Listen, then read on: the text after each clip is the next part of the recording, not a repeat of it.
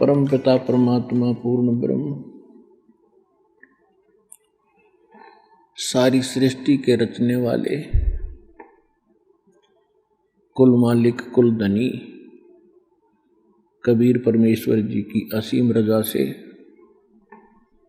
आप सभी पुण्यात्माएं परमात्मा की महिमा सुनने के लिए पहुँचे, एकत्रित हुए। न जाने आपके कौन से जन्म जन्मांतर के शुभ संस्कार आपको प्रेरित प्रभावित करके आपको यहाँ पर लाए हैं। और जितना समय आपको यहाँ आने का मिला है, ये परमेश्वर कबीर जी ने आपकी इस काल से जमानत ली है। हम सभी यहाँ काल की कैद में दंडित हैं, अपना दंड भोग रहे हैं, इंक्लूडिंग ब्रह्मा विष्णु महेश भी काल की जेल में हैं। ये हमारे में से ही इसने यहाँ के प्रधान बना दिए, हमें यहाँ रोक के रखने के लिए। इनको हमसे अधिक सुविधा दे दी। आप देखते हैं आपको कितने दृढ़ बंधन से बांध रखा है, और वो बंधन आपको दिखाई नहीं देते। तत्व ज्ञान न होने के कारण हमने इसको एक परंपरा और अपना कर्तव्य मान लिया। सांसारिक कार्यों को करना, बच्चों की परवरिश करना, और उसके बाद यदि कोई पैसा धन अधिक बच जाता है तो बकवाद करना, शराब पीना, डांस देखना, डीजे बजाना, विवाह के अंदर अधिक खर्च करके प्रभुता का पात्र बनना, इस प्रकार की हम बकवाद करने लगे। और हम कितने दृढ़ बंधन से बांध रखे काल भगवान ने। हमारे अंदर, हमारे परिवार में कितनी ममता और मोह है। हम एक पल भी अपने परिवार के बगैर नहीं रह सकते। कहीं भी कार्यवश जाते हैं तो शाम को कोशिश करते हैं घर पहुंचे। और हम क्या करते हैं, सारा दिन केवल एक पेट पोषण के लिए, परिवार पोषण के लिए ही सुबह उठते हैं, खाना खाते हैं, अपने कार्य स्थान पर चले जाते हैं, अपने फील्ड पर चले जाते हैं, दुकानदार दुकान पे, किसान खेत में, मजदूर अपनी मजदूरी के लिए, और नौकरी करने वाला अपनी नौकरी में। और फिर क्या करते हैं, शाम को आके पड़ गए। दिन में तो ये इधर उधर की बातें की, रात को उनका चिंतन सौपन में। सुबह उठे फिर चल दिए, शाम को आके पड़ गए, फिर उठकर चल दिए, फिर पड़ गए, फिर उठकर चल दिए, फिर मर गए। क्या यही काम था इस जीव का? ये काल की कैद है। इस सूक्ष्म, यहां पर सभी जो है आध्यात्मिक तरीके से दंडित होता है प्राणी। वो बाहर से दंड दिखाई नहीं देता, जब दंडित हो चुका होता है तब उसको महसूस होता है। और फिर हम ये सोचते हैं कि हमें ये कौन से कर्म का दंड मिला।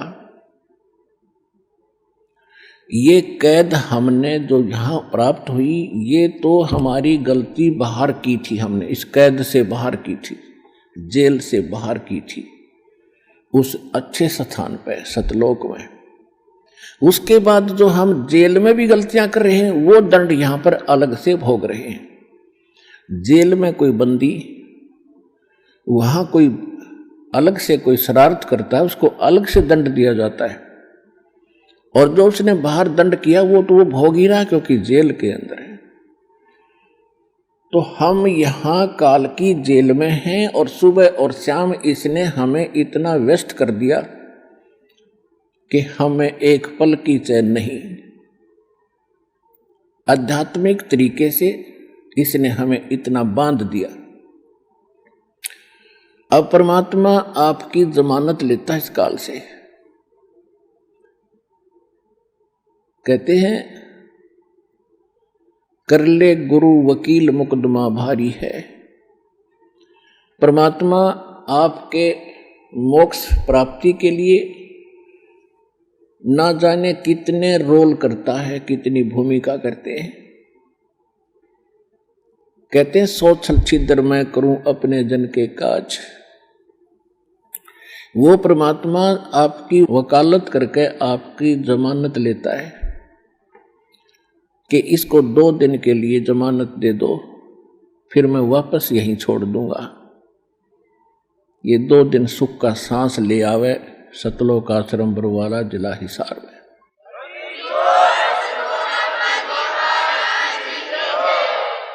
नहीं, जीव के बस की बात नहीं। इस काल के कोल्लू ते आप छूट जा। असंग जन्म हो गए हमने इसी अरहट जैसे कोल्लू में चलते हुए। तेली जैसे बैल बना रखे हम। आंखें बंद कर देता है तेली, पहले कोल्लू चला करते बैल से सरसों का तेल निकालता था। उस तेली अपने बैल को सुबह चलता कर देता था, उसकी आंखें बंद कर देता था, उस पर पट्टी बांध देता था और वो सारा दिन उसमें घूमता ही रहता था। और पीछे वो एक बार पैर बजा देता था और वो बैल सोचता था कि तेली आ गया, तेरा लठ मारेगा, दे तू डट गया, रुक गया था। तो वो सारा दिन ऑटोमेटिकली चलता ही रहता था और उसी में चलते चलते मर जाता था। तो इस काल के कोल्लू में, इस पेट के पोषण में, सुबह उठो शाम को पढ़ के सो जाओ, सुबह फिर उठो, फिर खाओ पियो, फ्रेश हो, फिर भागो, फिर पढ़ो, फिर सो, फिर मर जाओ। What is this? ये क्या है? हम इसने एक प्रोसीजर मान बैठे कि बस इतना ही काम होगा। तो परमात्मा ने आके बताया है कि इस कार्य में ये तो यहां ऐसा रहेगा क्योंकि यहां का एक विधान है। इसके साथ साथ हम इससे छुटकारा पाने के लिए फॉरएवर, सदा के लिए, उसकी विधि, उसका तरीका, उसके विधान भगवान ने बताए हैं। उन सभी विधानों के अनुसार हम अपना सब क्रियाएं करेंगे तो फिर हम इस जेल में भी दंडित नहीं होंगे। और जिस दंड के कारण, जिस पाप के कारण हम दंडित हैं, यहां पर इस जेल में फंसे, उसका समाधान परमात्मा ने बता दिया। ये भक्ति, ये विधि, ये साधना, ये मर्यादा, आपकी यहां से बिल्कुल जेल मुक्त हो जाओगे, आपका पूर्ण मोक्ष हो जाएगा।